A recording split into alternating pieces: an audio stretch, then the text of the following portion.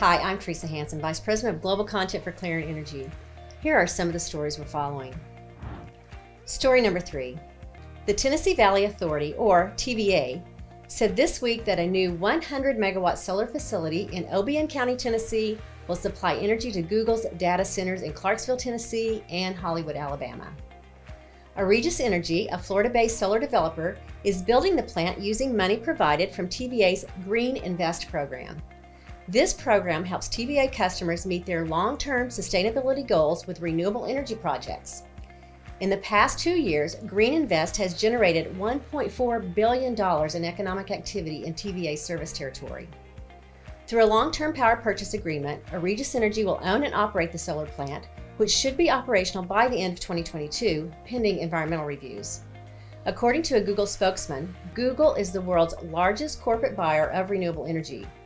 Its goal is to run its businesses carbon-free everywhere and at all times by 2030. TVA has completed 4 other major Green Invest deals this year. Those were with General Motors, Vanderbilt University, Knoxville Utilities Board, and Facebook. You can read more about TVA's Green Invest program on PowerGrid International's website at power-grid.com. That's it for me. I'll now turn it over to Jen Runyon. Stay safe and healthy, everyone. Thanks, Teresa. Story number 2. In a move that shows that solar and natural gas can be allies, Iberdrola announced that it has installed solar PV at its existing combined cycle power plant in Castellón, Spain. The company said it has completed adding 7,800 PV modules, which will add about 3.5 megawatts of capacity to the natural gas-fired power plant.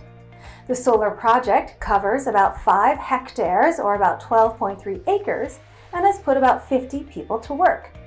Iberdrola said it plans to install solar at 6 other combined cycle facilities in Spain for a total of 32.5 megawatts of capacity and an investment worth approximately $24.8 million.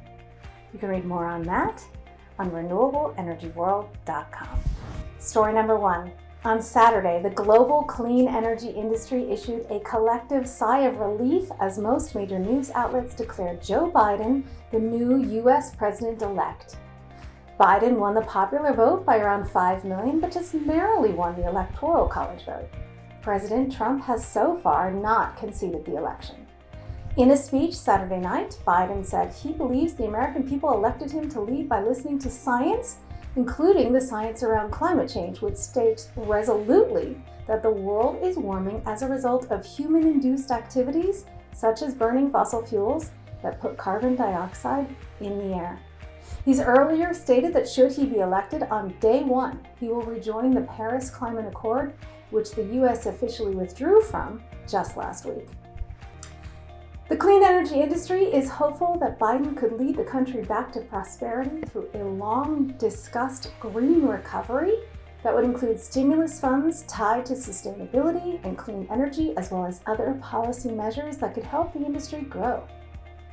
Lots of clean energy industry leaders congratulated Joe Biden and VP-elect Kamala Harris in statements sent to Renewable Energy World.